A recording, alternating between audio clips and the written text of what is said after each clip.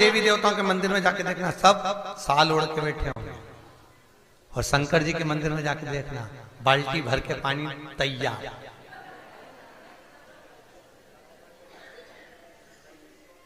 मैं बाल्टी धरी है, लोटा धरा है। ओम नमः शिवाय। पार्वती जी शंकर जी से कई बार बोलती है, भोलेनाथ। शंकर भगवान बोले मैं क्या करूं? तो तुम मना क्यों नहीं करते? राम जी के मंदिर में तो कोई पानी नहीं चढ़ा, हनुमान जी के मंदिर में, किसी देवी देवता के मंदिर में कोई पानी चढ़ाता है क्या? तुम्हारे मंदिर में जो आए लोटा उंडेल के चले जाए। शंकर भगवान बोले मैं अपने भक्तों को कुछ नहीं कह सकता। पार्वती जी बोली तुम्हारे चक्कर में हमारी आफत पड़ी, तुमको चढ़ा के जाए साथ में हम पे भी उंडेल जाए, हम क्या करें? शंकर भगवान बोले एक काम करो, मैं यहां बैठा हूं, तुम थोड़ी ऊंची बैठ जाओ, थोड़े ऊपर। पार्वती जी बोली शंकर भगवान से तो दुनिया के लोग क्या कहेंगे कि बताओ पति नीचे बैठा पत्नी ऊपर। शंकर भगवान बोले लोग यही समझेंगे कि शंकर जैसा दुनिया में कोई पति नहीं हो सकता जो भले बेचारा नीचे बैठे पर पत्नी को ऊंचा बिठाए। इसीलिए दुनिया की माताएं जब भी व्रत करती है, कुंवारी कन्या जब भी पूजन करती है, उससे पूछो तो एक ही बात कहती है शंकर जैसा पति चाहिए। कोई नहीं के राम जैसा, क्योंकि वो सत्ता छोड़ के वनवास चलेगा।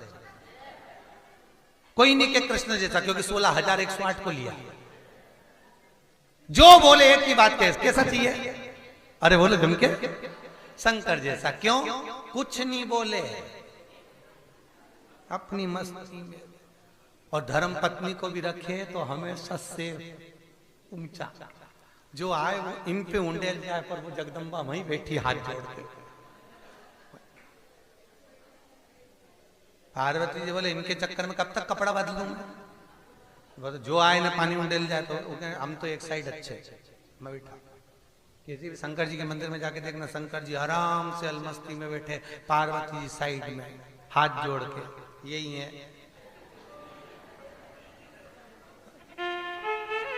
मस्ती में चढ़ाई।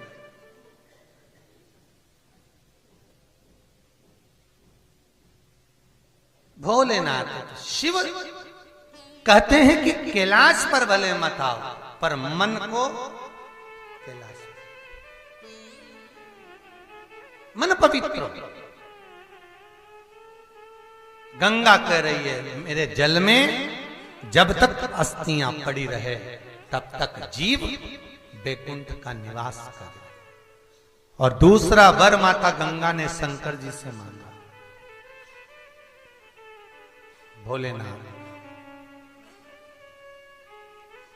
मैं दुनिया के लोगों के पाप धो दूंगी, चिंता नहीं।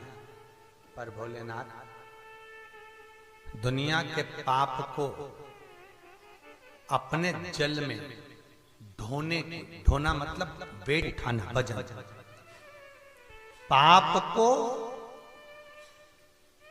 मैं किसके बल पर ढोंगी? इस पाप को मैं कैसे उठाऊंगी? शंकर भगवान बोले गंगा, अनसुईया मैया के पास में तू जा।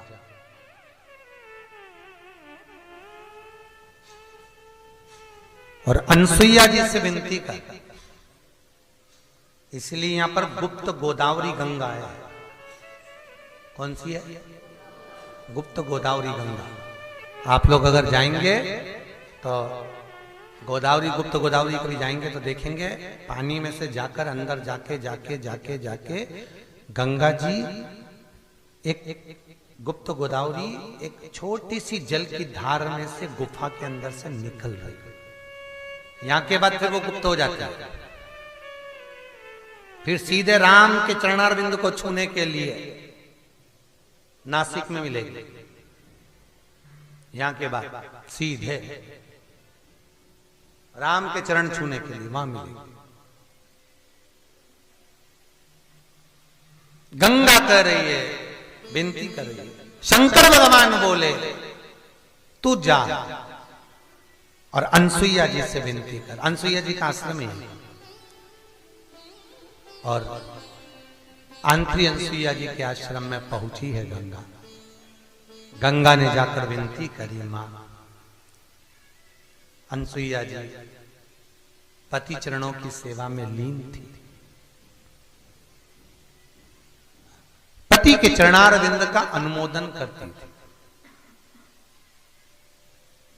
कभी अनसुईया जी ने दिखावा नहीं करा। आजकल की कुछ लोग ऐसे होते हैं जो पतिव्रता धर्म का भी दिखावा करते हैं। वो दिखावा नहीं करते, उसका मन पवित्र है। होता है एक दो बहनें पास पास में बैठी थी, एक बहन वो मूसल से धान कूट रही थी। इतने में उसके पति ने आवाज लगा दी, अरे सुनती है, प्यास लगी है। उसका मूसल ऊपर की ऊपर छोड़ के वो पानी देने चली गई। हवा में मूसल टंगा। इसने पास में जो बैठी थी इसने हाथ लगा के देखा तो मूसल तो हवा। अब वो आई वापिस, उसने मूसल पकड़ा, फिर कूटना चालू कर दिया। तो वो पड़ोसन के लगा कि आखिर ये मैजिक हुआ कैसे, या फिर जादू कैसे हो गया। उसने पूछा, जी ये हवा में कैसे टंग गया। उसने कहा कुछ नहीं, मैं अपने पति की सेवा करती हूं परमेश्वर मानकर, जैसा वो बोलता है वैसी करती। एक आवाज लगा दे मैं दौड़कर चली जाती, उसके लिए ही मैं जीती हूं, उसके चरणारविंद का अनुमोदन करती हूं। तो जो उसको अच्छा लगता है मैं भोजन बनाती हूं, प्रेम भाव से पवाती हूं। तो उसका जो झूठा मिलता है मैं पा लेती हूं, चरण दबाती हूं, चरण धोख लगाती हूं। ऐसा करने से ये हवा में मूसल टंग जाता है। हाँ। उसने सोचा मैं भी जाके करूंगी। घर गई, पति को आवाज लगाया, अरे सुनते हो। पति वो घबरा के बेचारा, हाँ बोल क्या हो गया। सुनो, मैं ना तुम्हारे चरण को प्रणाम करूंगी और फिर तुम सोओगे, जब मैं पांव दबाऊंगी तुम्हें जो अच्छा लगेगा मैं सब भोजन बनाऊंगी, फिर तुमको एक मैजिक दिखाऊंगी। कोई अच्छा जादू दिखाने वाला, ठीक है। पति को लगा ना जाने कजन कौन से क्या सीख किया है कि मेरे पर विद्या मिथ्या कर। अब पति से पूछा तुम्हें क्या क्या अच्छा लगता है, बोलो। आज सिर पे पल्लू वल्लू रख के सब बढ़िया बिंदी बिंदी लगा और तुरंत आके धोखा। तुम्हें क्या क्या अच्छा लगता है। पति ने मन में सोचा शादी के 40 साल हो गए, आज तक नहीं पूछा इससे, जिंदगी में पहली बार पूछी। अब मन कर पूछ रही है तो बताई दे क्या क्या अच्छा लगता है। पूड़ी भजिया मंगोड़ा दही बड़ा इमरती कचौड़ी गुलाब जामुन। और पति ने जो लिस्ट खोली इतने में पत्नी बोली, चुप रहो, तुम्हारा बाप बनाएगा, मेरे से जितना बनेगा उतना बना दूंगी बस। पति ने मन में सोचा पूछा ही कहा है। अंदर गई, सब बनाया। पति को जीम ने बिठाया, एक गुलाब जामुन, एक मंगोड़ा, एक पूड़ी, एक रसगुल्ला, एक जलेबी, एक इमरती। और पंखा झेल रही, जैसा जैसा पड़ोसन ने बताया था उनसे कि खा लो। और झेलती झेलती बोली, सुनो इसमें से थोड़ा बचा देना। अब पति माथा ठोक रहा, एक एक तो धरा। अगर भगवान को दिखाने जैसा करना था तो बनाइए ही खाए। पति जैसे गुलाब जामुन खाने लगा, मुंह की साइड पूरा मत खा जाना, सोच लेना। बेचारा मुंह पे लगा के मंगोड़ा ऐसा मुंह में टच करा, पूड़ी ऐसी टच करी, क्योंकि खा जाता तो ये इसको खा जाता, इसलिए खाया तो छोड़। अब जितना भी बचा कुचा था उसमें वो डाल के ये खाकू आ गई। और बापड़ा बेचारा सपना में गुलाब जामुन दिख रही है, कमरे में जाके सोया। ये आ गई फिर पांव दबाने। अब कभी बाप जमाना में दबाया तो मचक्का मारे। अब जैसे पांव दबाए, दबाती दबाती बोली अब सो जाओ नहीं तो गला दबाऊं। और बेचारा आंख बंद करा, फिर भी आंख खोल खोल के देखे कहीं सही में नहीं दबा था। इसका क्या ठिकाना, दबा दो मुझे और आपत कर दे।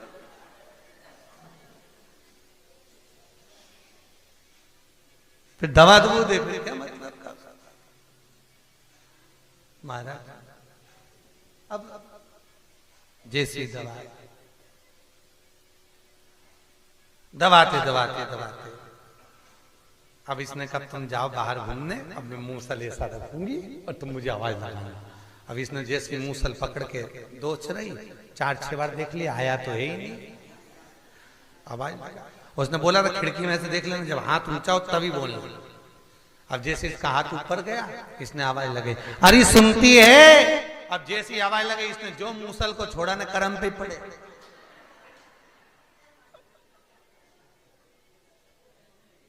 वो खून निकला। पति बोला पट्टी लगा दूं अल्लाह। पत्नी की आग लग जा, तुम्हारी पट्टी पे नहीं कर। देखा देखी में काम बिगड़ गया। कभी किसी की देखा देखी मत करो, अपना जो मन करता है दिल से वो इतना भजन करता है, उसके जैसा देखकर हमको भजन नहीं करना। वो इतना पूजन करता है, उसके देखकर हमको पूजन नहीं करना।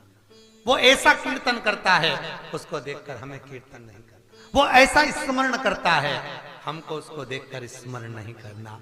हमें अपनी मर्जी से उस परमात्मा को पाने के लिए दिखावा नहीं करना, हमको उसको पाने का तरीका ढूंढना। शिव पुराण कहती है, बहुत सुंदर चरित्र है महाराज। शंकर की कथा कहती है कि कई लोग कहते हैं कि हम हनुमान चालीसा पढ़ते हैं, कोई कहता हम शिव स्तोत्र पढ़ते हैं, कोई कहता हम राम रक्षा स्तोत्र पढ़ते हैं, कोई कहता हम शिव तांडव पढ़ते हैं, कोई कहता हम गीता जी का ये वाला अध्याय करते हैं, कोई कहता है हम ये वाला पाठ करते हैं। शिव पुराण कहती है किसी पाठ और अनुष्ठान की देवता को प्रसन्न करने के लिए जरूरत नहीं पड़ती। आप किसी पाठ को नहीं भी पढ़ेंगे चलेगा, पर आप अपने मन से कोई ऐसी स्तुति कभी भगवान के सामने कर दो, भोलेनाथ बहुत दिन हो गए, ठंड लग रही होगी, आपको कुछ उड़ा दो। कभी मन करे तो जाकर भगवान के सामने बैठकर अपने दिल की स्तुति करो। किसी की पढ़ी हुई, किसी की लिखी हुई, किसी की बाती हुई नहीं, अपने दिल से करो। भेड़ चराने वाला, जो वो भेड़ नहीं होती, बकरी चराता, भेड़ चराता, वो एक भेड़ चराने वाला रोज शाम को भेड़ इकट्ठी करता और सबको शाम को इकट्ठी करके उनकी जू निकालता। जू निकालते निकालते कहता, भगवान राम वन में रहते रहते तुम्हारे सिर में बहुत सारी जू पड़ गई होगी, एक बार तुम मिल जाओ, जैसे ये बकरी की जू निकाल रही हूं सारी तुम्हारी निकाल दी। एक संत निकल के जा रहे थे, संत को क्रोध आ गया। संत ने जाकर एक थप्पड़ मार के कहा, बेवकूफ, पागल है, मूर्ख है, अकल नहीं है तेरे में। ये क्या कह रहा है कि भगवान राम को जू पड़ गई होगी, एक बार मिल जाओ सारी जू निकाल दूंगा। ये भगवान को भी जू पड़ती है? आज के बाद ऐसा बोला तो सोच लेना। उसने बोलना बंद कर दिया बेचारे। 3 दिन तक उसने कुछ नहीं बोला। बकरियों को इकट्ठा करता और बकरियों को एकत्रित कर कर चुप बैठा रहता, कुछ नहीं, कुछ भी नहीं, एक शब्द ना बोले। एक दिन राम जी ने हनुमान जी को बुलाकर कहा, हनुमान जरा पता तो कर कि ये चुप क्यों हो गया, ये बकरी चराने वाला। हनुमान जी ने जाकर पूछा, भैया तू वो पहले कुछ बोलता था कि राम जी के माथे पे जू पड़ गई, आजकल नहीं बोलता। अरे वो एक संत बोल के गए, ऐसा नहीं बोलना चाहिए। हनुमान जी ने पूछा, बताइए संत गया किधर, मुझे बताइए। तो कि इधर ही गया। हनुमान जी गए, एक गदा लेके जो संत की पीठ पे दी तो संत तो चित्ता पड़ा। संत ने पूछा कौन? हनुमान जी बोले पीछे मुड़ के दो। अरे प्रभु आप कैसे आ गए? हनुमान जी बोले फालतू की बात मत कर, वो पहले बकरी वाले के पास जा और बकरी वाले से के जैसा वो बोलता था वैसे ही बोल। प्रभु वो तो ऐसा बोलता था कि राम जी तुम्हारे सिर में जू पड़ गई होगी, वन में रहते रहते मैं निकाल दूंगा, तुम एक बार मिल जा। राम जी, हनुमान जी बोले, जब जब वो बोलता था सीता राम जी के पास दौड़ के जाके कहती थी कितनी जोरदार बोलता है कि तुम्हारे सिर में जू पड़ गई होगी। और सीता जी राम जी का मुकुट हटा के उनके बाल में जू बिनने बैठ जाती थी। आपको मालूम है सीता और राम का प्रेम बढ़ता था इस स्तुति से, उनका प्रेम बढ़ जाता। सीता और राम जाकर कर से संत दौड़ के गए, बकरी वाले से बोले तेरी मर्जी पड़े उतनी जू निकाल। मन की स्तुति से भगवान प्रसन्न होता है। काहे की स्तुति से?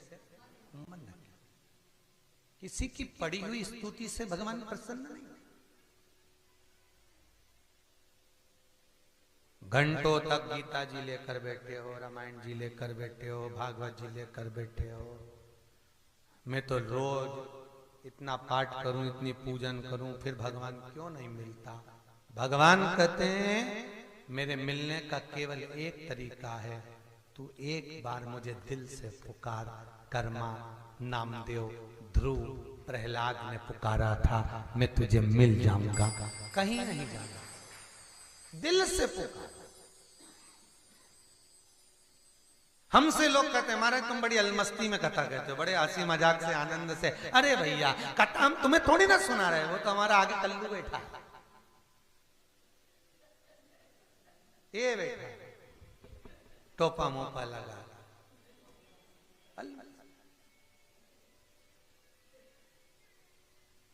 वो करा रहा है, सुन रहा है, अपनी मस्ती में सुन। बहुत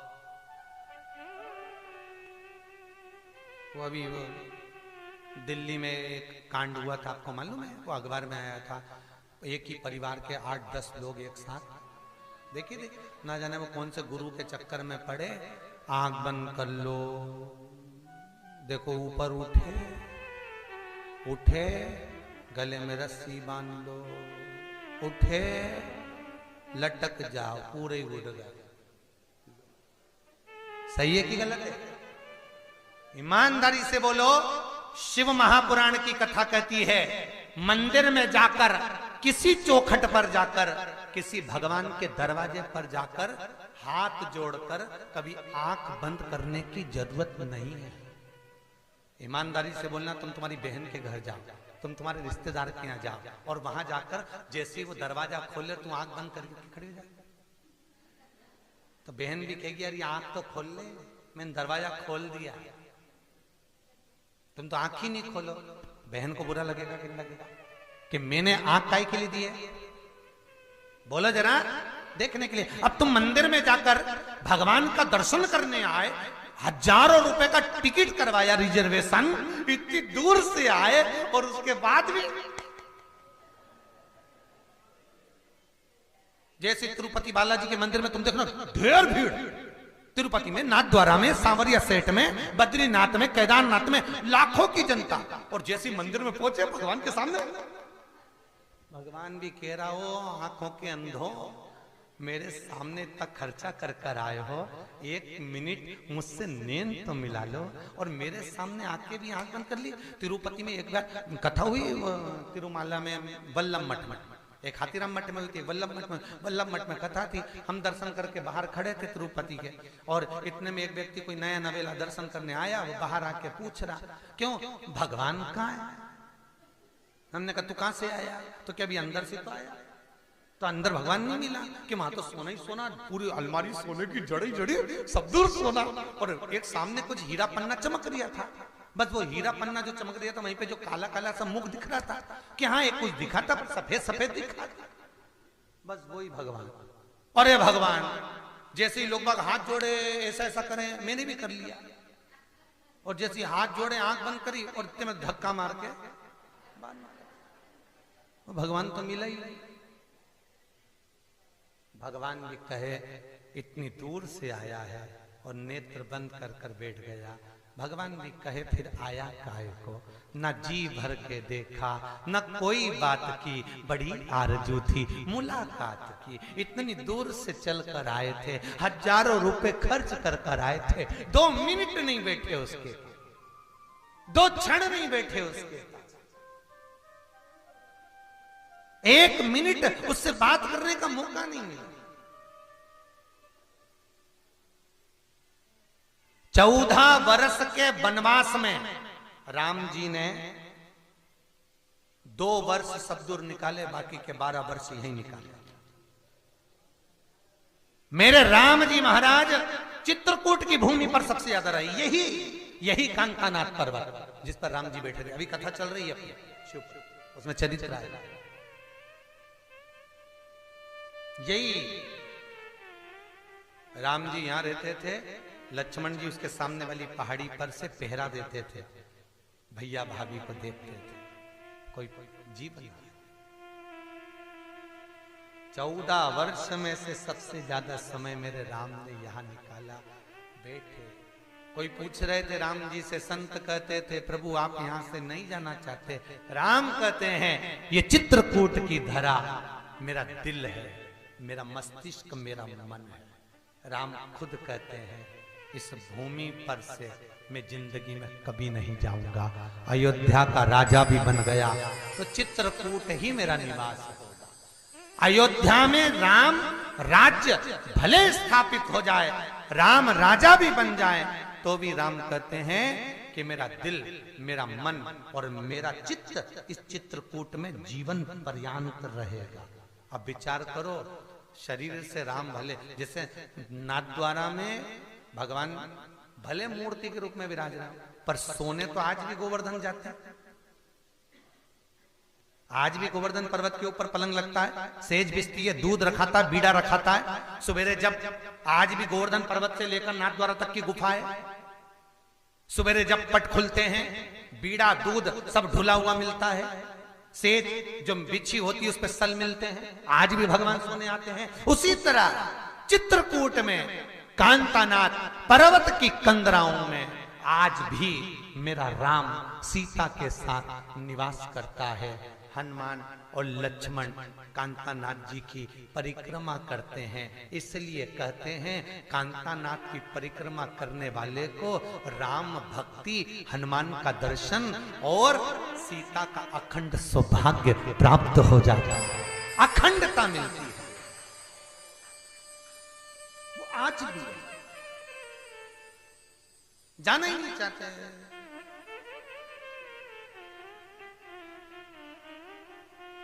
सारे तीर्थों का जल लाए थे राम को राजा बनाने के लिए, यही चित्रकूट में। कौन लाए थे?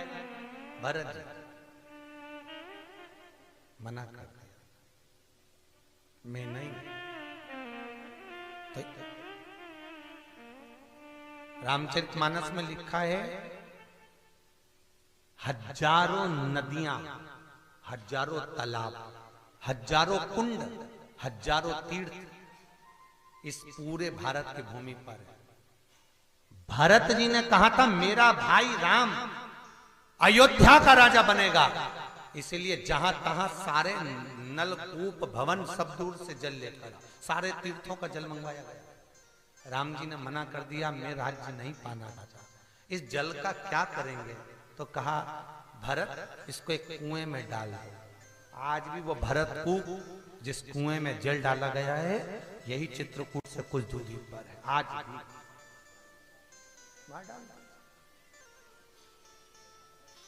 आज भी वो भरत कूप है जहां सारे तीर्थों का जल विराजमान,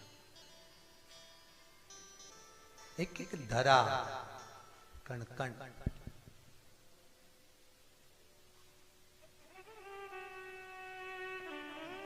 देखा देखी ना हो, चित्तवृत्ति में अपनी मर्जी से भगवान को कुछ कहो, अपने दिल से भगवान को कुछ कहो। और जब अपने मन से, दिल से भगवान को कहोगे तो वो मिलेगा, जरूर मिलेगा। आज गंगा क्या चाहती है? मैं ये पाप का बोझा कैसे ढोऊंगी? इस पाप को कम करने के लिए मुझे किसी जो पति को परमेश्वर मानती हो, पति के चरणों का स्मरण करती हो, ऐसी नारी का सौभाग्य का थोड़ा सा अंश दिलवा दीजिए। शंकर भगवान बोले गंगा, अगर किसी सौभाग्यवती का तुझे सौभाग्य का अंश चाहिए तो तू अनसुईया के दरवाजे पर चले जा। गंगा गुप्त गोदावरी गंगा के रूप में चुपचाप से प्रकट होकर अनसुईया के दरवाजे पर, अनसुईया जी का मंदिर है यहाँ पर, जा दर्शन करिएगा। अनसुईया के दरवाजे पर पहुंची। आज भी माता अनसुईया का दर्शन करने के लिए अगर आप जाएंगे तो अनसुईया जी के मंदिर में प्रवेश करने से पहले जो मंदाकिनी का दर्शन करते हैं, घाट का दर्शन करते हैं, आपको ऐसा सुकून होगा कि वो सुकून, वो आनंद आपको जिंदगी में कहीं प्राप्त नहीं हुआ होगा जो चित्रकूट में प्राप्त होगा। क्योंकि गंगा माता चुपचाप मौन होकर, छुप कर, गुप्त गोदावरी के रूप में, गंगा गोदावरी के रूप में प्रकट होकर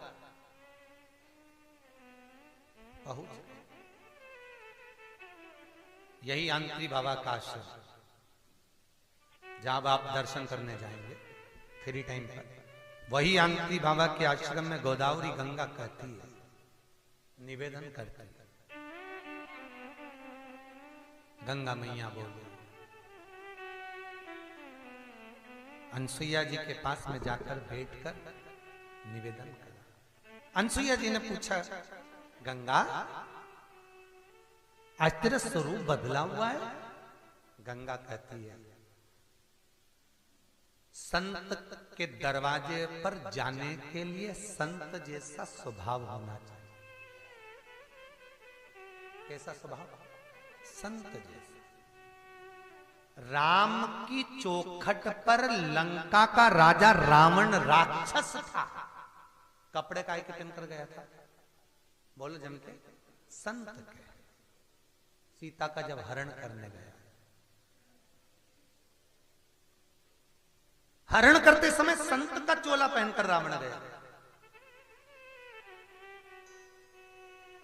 महाराज, एक राजा बीमार पड़ गया, डॉक्टर वेदों ने कह दिया जो हंस होते ना, हंस के पंख काटकर उसका मांस निकालो, और मांस निकालकर राजा के शरीर पे मलो, राजा ठीक हो जाए।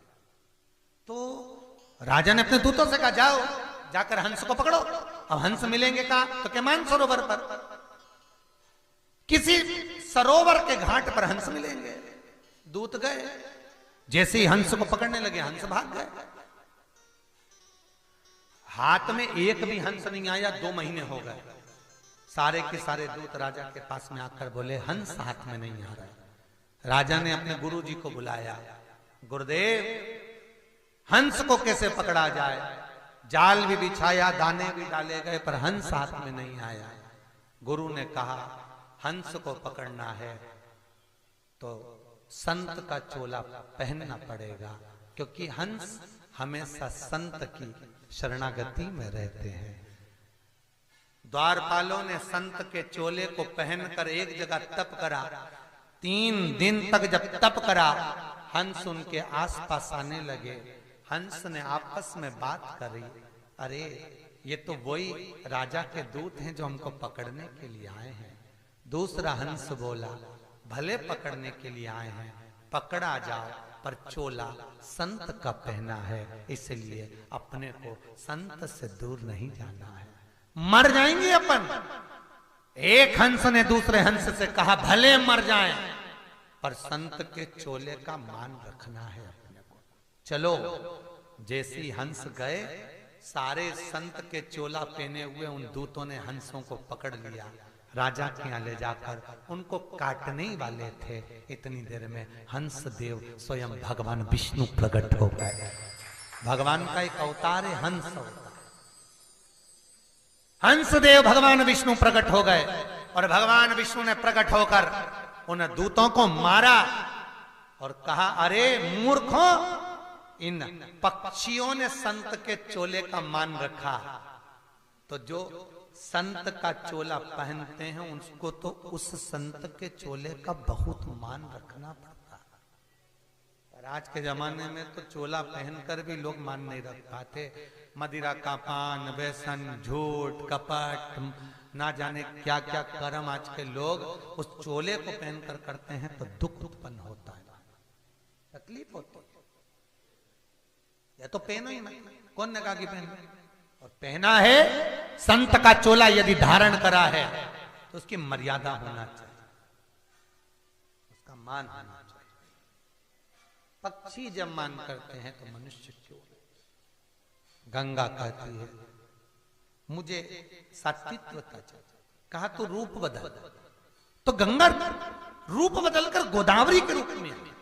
तो गोदावरी का जो मूल है वो गंगा ही है, इसलिए इसको नासिक में गंगा कहते हैं।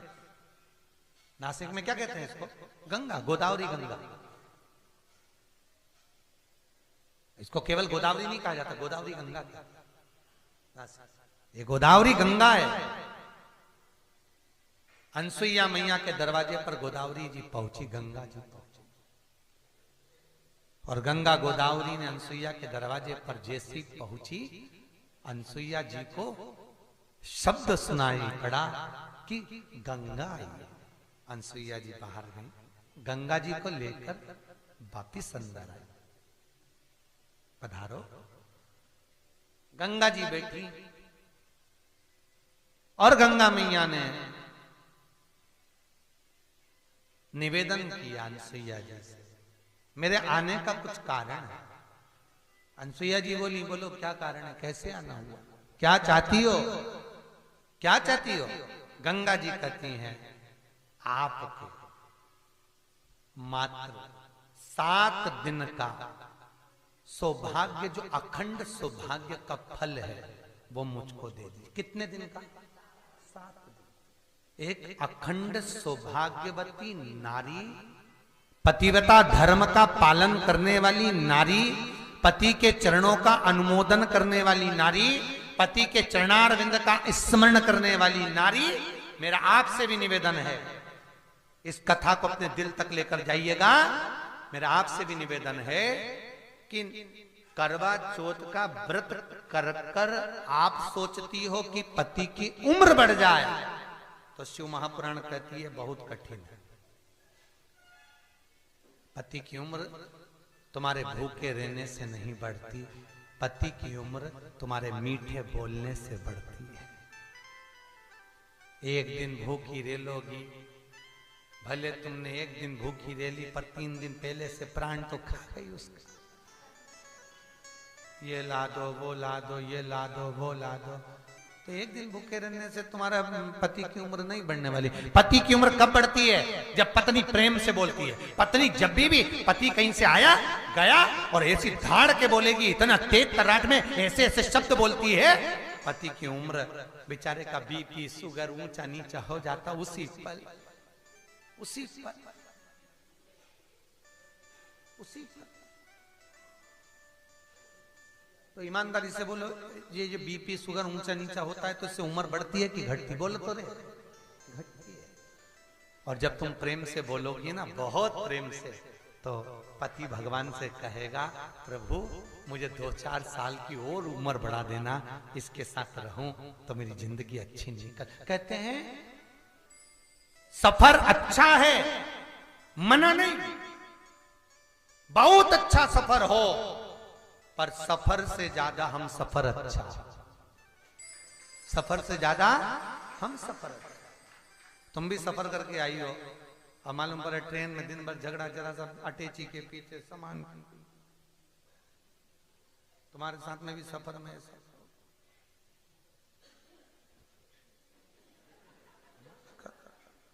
हमारा बैग यहाँ रखा था, तुमने क्यों उठाया? अब सफर तो अच्छा हुआ, टिकट भी क्लियर मिल गया, सब कुछ हो गया, सीट भी मिल गई, पर जो आजू बाजू वाले मिले थे, हम सफर जो मिला था वो बिल्कुल भेरू जैसा मिल गया, सिंदूर चढ़ा हुआ। तो मालूम पड़े जरा सा पानी गिरा, जरा सा बैग नीचे रखा, जरा सा ऐसा हुआ और मुंह चढ़ा, ऐसा करे, पूरा सफर। टिकट तुम्हारा था, पैसे तुम्हारे लगे, आ रही थी चित्रकूट, पर वो जब से ट्रेन में चढ़ी और जब से एक बार की खटर पटर हुई तो चित्रकूट तक आनंद नहीं आया। और ऊपर से वहां पहुंची तो कमरे में 5-6 फिर मिल गए, बच्चे कुछ थे।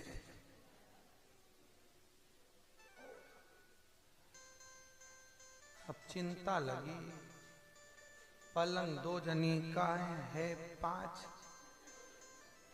तेरा क्या होगा रे कालिया। अब देख, अब चित्तवृत्ति सफर अच्छा हो, मना नहीं है, पर हम सफर और अच्छा होना चाहिए। जिसके साथ तुम सफर करने जा रहे हो, जिसके साथ आप तीर्थ करने जा रहे हो, जिसके साथ आप भगवत भजन करने जा रहे हो, जिसके साथ आप आपकी जिंदगी निकालने जा रहे हो, वो आपके अनुकूल होना चाहिए। आपके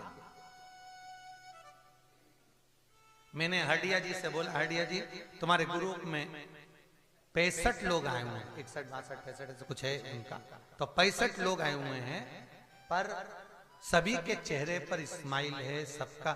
इतनी दूर गायत्री शक्तिपीठ इनको मिला है, यहाँ से सबसे दूर वाला भवन इन्हीं को प्राप्त हुआ, उसके बाद भी किसी के चेहरे पर शिकन नहीं है। तो हरडिया जी बोलते हैं, महाराज ये सब जितने भी है ना, पूरा एक परिवार जैसे चलते हैं, और परिवार में कई तरह के लोग होते हैं, कोई तेज भी हो, कोई नरम भी हो, पर संगत का जब असर होता है, सब ऐसे सत्संग करते हैं, ऐसा आनंद लेते हैं कि अपना परिवार घर सब भूल कर एक मस्ती में डूब, एक मस्ती।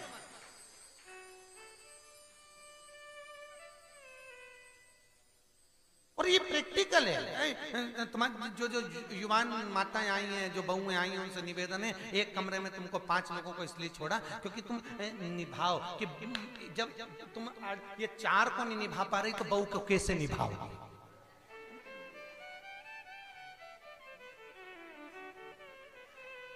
ये तुम्हारा प्रैक्टिकल एग्जाम में पास होना था।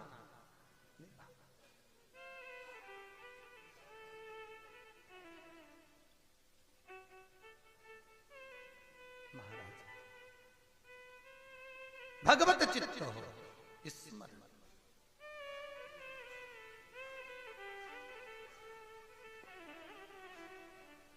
मुझे आज उज्जैन की एक कथा याद आ गई, 84 महादेव की, चौथे दिन यात्रा समापन होना थी, और उसी दिन यात्रा लंबी थी, और एक जगह वो पूड़ी बनवाई, याद आई, और एक जगह वो पूड़ी बनवाई, समिति वालों ने बनवाई इधर थी, उसके बाजू में स्कूल था सरकारी स्कूल में वो दिन का भोजन, उसमें बने थे आंगनबाड़ी के पराठे, मिलना थी यहाँ पूड़ी, पहुंच गई मां पराठा।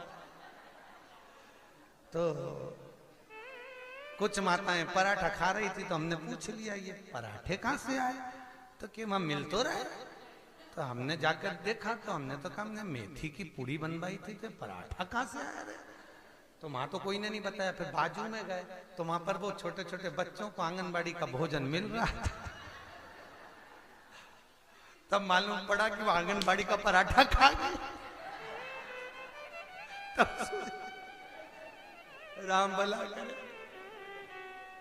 ये उसी में कहा लोगे जैसे एक जगह की बारात, हमारे सीहोर में एक जगह की बारात ही राम, अब हमारे सीहोर की क्या कह रहे, पर बोल दो, और सीहोर में बारात आई वर्मा जी के यहाँ, अब बारात आई तो वर्मा जी के यहाँ एक मकान, ऊपर का मकान था हमारे पास वाले का, उनने खाली करके दे दिया, खाली करके दिया, उसमें बस 2 सोफे रख दिए। अब बारात वापिस गई तो वहीं जो दहेज में सामान मिला था वो उन्हीं के कमरे में रखा था, मालूम पड़े वो वर्मा जी के भी सोफे ले गए, वो खुद के तो ले गए, बारात वर्मा के लिए।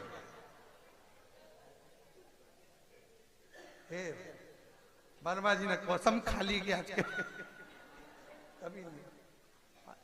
बोलो हर हर महादेव। भगवान शिव की कृपा, गंगा गुप्त गोदावरी के रूप में यहाँ प्रकट, और गोदावरी के रूप में प्रकट होकर गंगा अनसुईया जी के द्वार पर पहुंची। मां अनसुईया से कहती है मुझे 7 दिन का सात्वित्व चाहिए। कितने दिन का?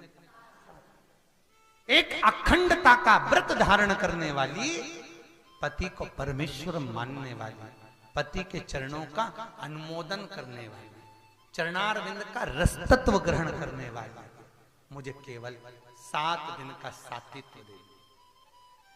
पूछा अनसुईया जी, तुम इस सातित्व का करोगी क्या? गंगा जी कहती हैं, अगर मुझे ये 7 दिन का सातित्व मिल गया तो ये पक्का है, मेरे जल में जितने भी पापी स्नान कर कर जाएंगे, उसके पाप से मैं 7 दिन के सातित्व के फल से मुक्त होती चली जाऊंगी। गंगा का जल 2 चीजें देता तो बहुत सी है चीजें, पर गंगा का जल 2 चीजें देता है। क्या क्या? एक, सौभाग्यवती नारी का अखंड सौभाग्य, इसलिए सुहागन नारी का सुहाग प्रखर हो, अखंड हो, इसलिए गंगा का जल कभी सड़ता नहीं, उसमें कीड़े नहीं पड़ते, भले कितने दिन भी भर के रखे हो, क्योंकि नारी का सौभाग्य अमर रहे, वो कभी सड़े नहीं, बेकार ना हो, खंडित ना हो, इसलिए गंगा का जल अखंड है। नारी का सौभाग्य प्रखर करता है गंगा का जल, गंगा का स्नान, गंगा का दर्शन, गंगा का पान। और दूसरा, गंगा का जल भक्ति प्रदान करता है। क्या देता है? भक्ति।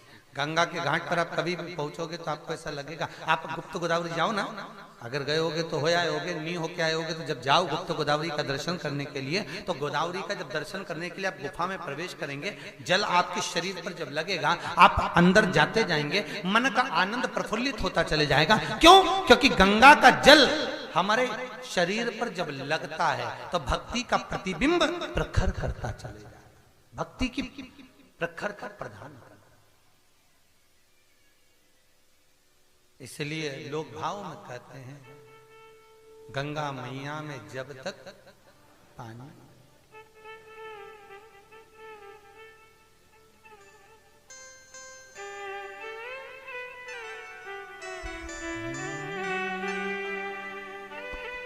जिंदगानी रहे मैया, ओ गंगा मैया, मैया, ओ गंगा मैया, गंगा मैया में जब तक के पानी रहे, मेरे सजना तेरी जिंदगानी रहे, जिंदगानी रहे मैया, ओ गंगा मैया, मैया, ओ गंगा मैया, ओ मैया, गंगा मैया, मैया, ओ गंगा मैया।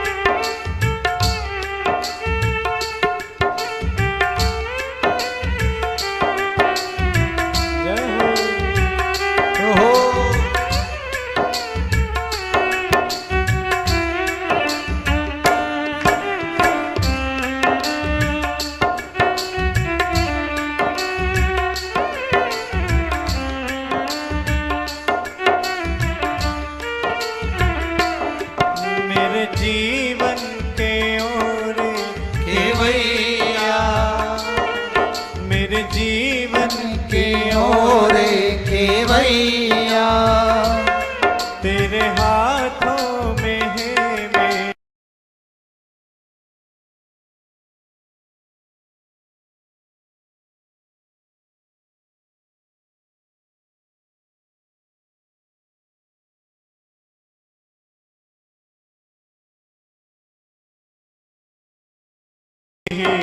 दीवानी रहे हो, जिंदगानी रहे मैया, ओ गंगा मैया, मैया, ओ गंगा मैया, ओ मैया, गंगा मैया, मैया, ओ गंगा मैया, गंगा मैया में जब तक के पानी रहे, मेरे सजना तेरी जिंदगानी रहे हो, जिंदगानी रहे मैया, ओ गंगा मैया।